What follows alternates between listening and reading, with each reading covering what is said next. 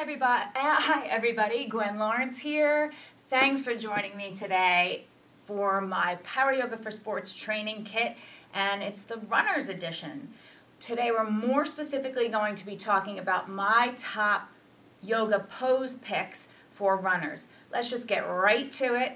We're going to start with standing forward bend, and we're going to do each pose for 2 minutes. So I'll time it for you. Come to standing. Go ahead and set those feet hips width apart parallel. Bend the knees a little, grab opposite elbow, and hang it over. Really important that you get traction in your neck. I like to sway a little left to right to negotiate those hamstrings. You can walk it out in place. You can bend and straighten, whatever you need to do to wake the hamstrings up and really negotiate the depth of stretch. Make sure you're not far back in your feet like this. You want to be right in the middle of your foot, so from a side view, your hip is over your knee, is over your ankle. Keep shaking out the head. Really great position to be in to traction the neck and get rid of some of that tension. So runners tend to jack the shoulders up while they're running, creating a lot of tension in the neck. This is double duty, opening up the hips, hamstrings, back of the leg, and at the same time getting some traction and needed stress relief on the neck.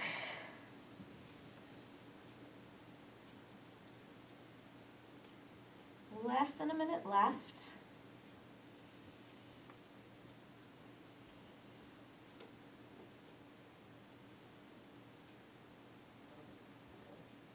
Hang in there. When the mind starts to chatter and tries to negotiate how many ways you can come out of the pose, that's when I want you to stay in there and just get deeper. Hold longer.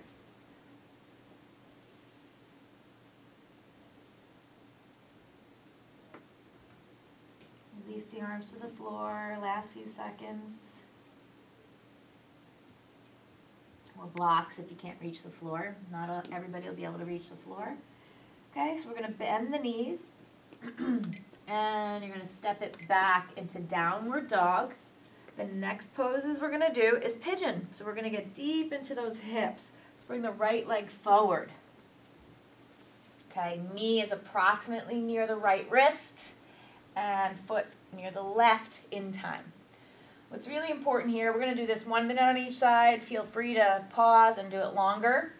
Ultimately, you're going to be doing sorry, it's allergy season here, 3 to 4 minutes on each side. Okay, so we're nice and tall and center. There's 2 variations you can do. If you feel like you need more work on the hip flexor, the front of the hip, then you're going to stay upright the entire time. If you feel like you just want to dig in deep glute, right glute, you're going to go all the way down. Whatever it is, sink in, breathe, give yourself time. I like to put a block under my chest or belly and make sure my head is connected either to the floor or to another block. Keep lowering my hips. Depth of breath.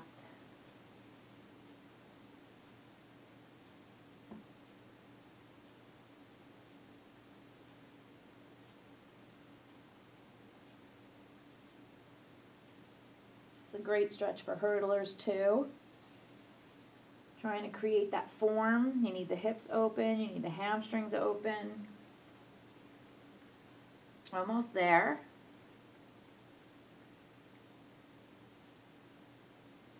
You start really digging into the mental toughness and the breath game here when you hold it for the 3-4 minutes as you should. So this is meant to be a tutorial. You can work out with it initially, but in time, I prefer that you do the poses a little longer than the minute, 2 minutes that I'm doing it with you. There will be days when you can only do it that much. There'll be days when you don't have time. That's fine, but know that you could stay longer. We're going to come upright, back into downward dog. Give it a second just to rebound, and then pigeon pose on the other side.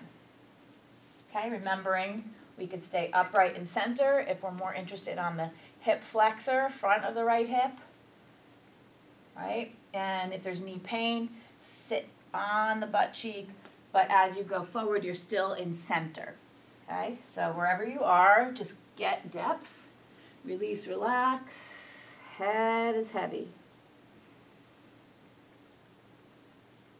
Make a conscious effort of releasing the belly and all your weight on every exhale. Sink into the mat, sink through the mat, and watch how those glutes are really going to open. This is real medicine pose for sciatic pain. So initially, if you're in an acute stage, you're not going to be able to maybe go here or go deep. You can do it in a chair. You can do it on your back. All those kinds of variations. Okay, we're almost there already. See how quick a minute goes? It's not even fair. I'm going to tuck the back toe under and into downward facing dog. Okay, onto your hands and knees. Turn sideways on the mat. If you don't have as much cushion on the mat like I do, you can fold your mat in half or put towels under your knees initially. Get some blocks. The more weight you could put on your chest on the block, the more you're going to displace the tension in the groin, inner thigh, because we're going to do frog. So onto your hands and knees from a side view. Your hips stay over the knee. So when you're in frog, avoid coming forward like that. You're going to stay here the entire time. Knees go out as far as you can. Let me set the timer. And one block under the chest and or belly, and then connecting your head to the ground or another block. So you want the heels directly behind your knee here. Your knee joint, your ankle joint, and your hip joint will all be 90-degree angles. You're going to sink in, rest that chest weight on the block, and come low. Try to really exhale into that groin, put the weight into the block, and just stop fighting in the inner thigh. I know it's going to seem like 2 minutes is a lot, but with my athletes, we never really do this less than 5 minutes. You really need some time to let go and open. We're only doing 2 today, but know that your goal is 5-6 minutes. You'll get to the point like me where you could stay 15-20 minutes. I know sometimes that seems hard to imagine, but it's possible and it's kind of magical. You keep sliding in deeper and deeper.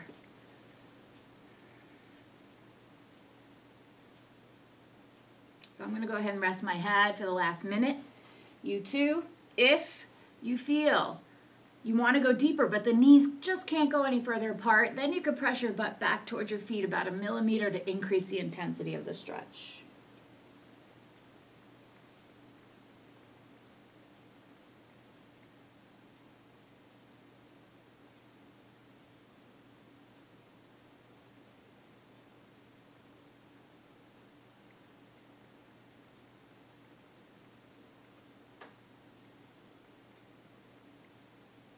We're releasing some of the tension on the knee by getting that groin nice and open.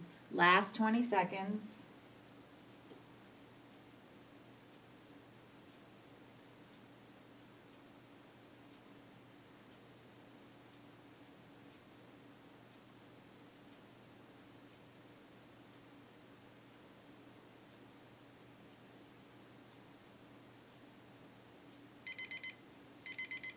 When you're used to doing it, 2 minutes seems like, ugh, you just want to stay a lot longer.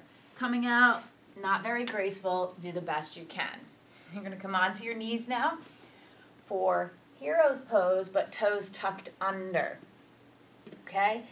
Really important that your heels are straight up to the sky. So bring your hands around and feel that the heels are straight up to the sky so that you are getting that big toe. This is important for runners because we are opening up the bottoms of the toes, getting more power to push off, trying to be a more efficient runner, opening up the plantar fascia so we don't get any cramping or pain, the Achilles tendon, the heels, getting a nice deep, safe flexion in the knee as well. Some of you are going to feel like this is breaking point for your toes. I promise you it's not. Don't lay off that big toe. Stay right in center and do the best you can. If it's easy for you, you can go ahead and come back. This is one you don't have to do longer than the 2 minutes. We're talking about smaller muscle groups. 2 minutes is just fine. And for a lot of you, it's going to be just about all you can tolerate. So really pay attention that those heels stay straight up to the sky. If they fall out or in towards each other, you could be torquing the knee unnecessarily, and we don't want to do that. Everything we could possibly do to protect those knees, keeping them safe and strong. You're halfway there. I know it's tough for a lot of you, but hang in. Don't quit.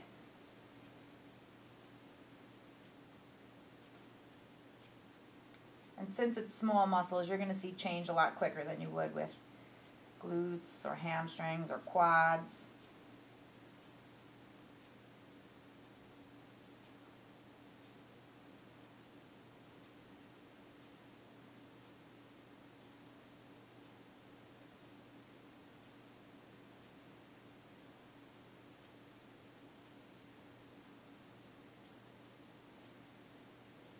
Last 20 seconds. I know you're all thinking, is her timer working? This seems longer than 2 minutes. I promise you 10 seconds. Plus, you don't know what's coming next, so you might as well just be present and enjoy the stretch you're in, although the next one's delicious. Okay, come on up. Nice and slow. Some people are going to have to stay on their hands and knees and give the toes a little rebound time. Next one, for deep hip flexors, and all you're going to have to do is relax. Surrender to gravity. That's amazing, right? 1 block or 2 blocks. If you're just doing this for the first time, 1 block will be just fine. I'm going to do 2. You're going to lift your hips up.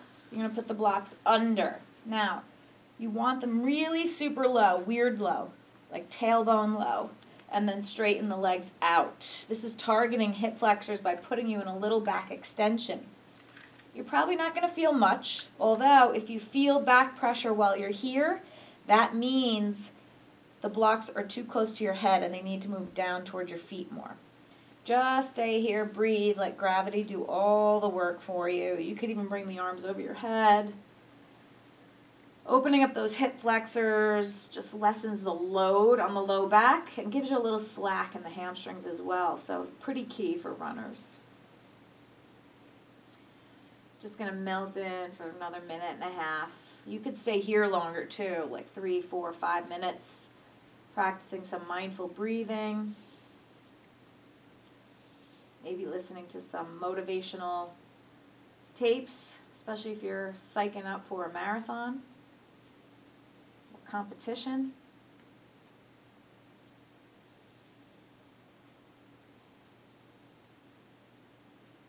Breathing in and out through your nose and deep down into the belly.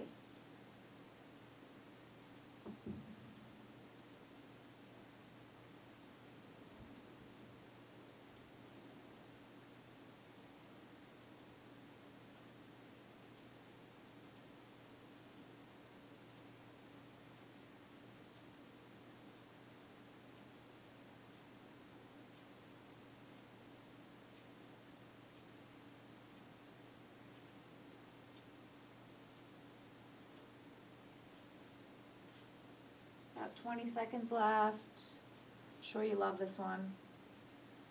Be really heavy on the blocks. We have 1 more after this, which is equally as amazing as this one, supported fish.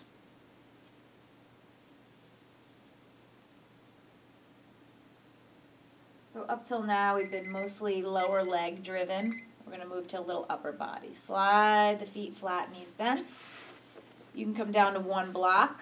Little bonus, as you'll see in the regeneration bonus video, will be a good time to do some heavy legs, lighten the load, get rid of the cement legs with a little lymph drainage. Minute or 2, and then bring it on down. So we're going to come on up. Last pose, supported fish. So runners tend to collect a lot in the chest. They're forward, shoulders are up. And I want to undo that, turn you inside out a little, give you better posture and the ability to breathe deeper for better oxygenation. So you're going to take 1 block, and it's about 4 or 5 inches away from your back. You'll know if it's too close because it'll dig in. right in your spine center. Butt stays down, that's a non-negotiable. And you're going to come all the way up and over that block, and then another block under your head.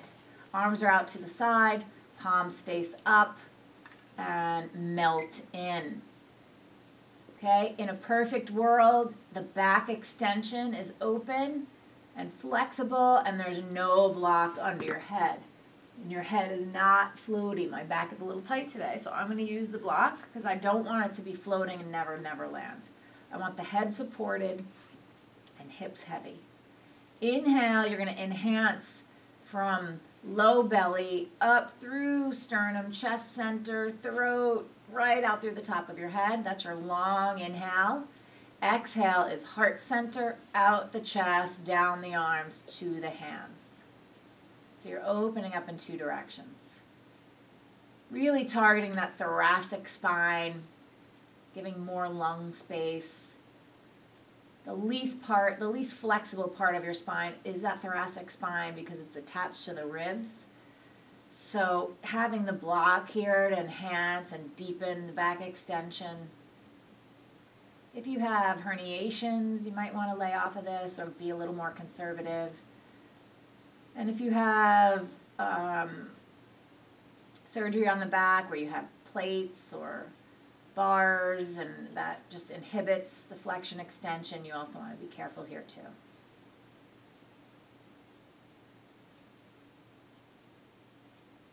This one is really good for a 5-minute hold. We're only doing 2. You got 30 seconds left. Arms are heavy. Go ahead, focus the breath.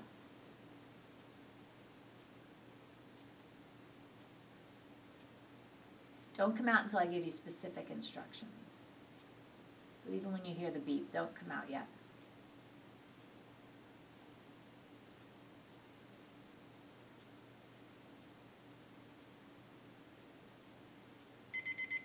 Okay, listen. Slowly tip over onto your right side and curl up into fetal position. There'll be a moment in time where it might hurt you a little bit. Just take your time. As soon as you roll over into fetal position, you'll feel a lot better. Then go ahead, bring it up. Good job. Easy cross leg. Those are my top picks for yoga poses for runners. There are plenty more that you can benefit from, but I had to sort of sum it up for you. Standing forward bend, pigeon, frog, hero's toes tucked, and we did the hip flexor stretch on the blocks and supported fish pose. Do more time if you have it. Do the best you can if you're strapped for time. 2 to 3 times a week. Be great, and I'll see you next time.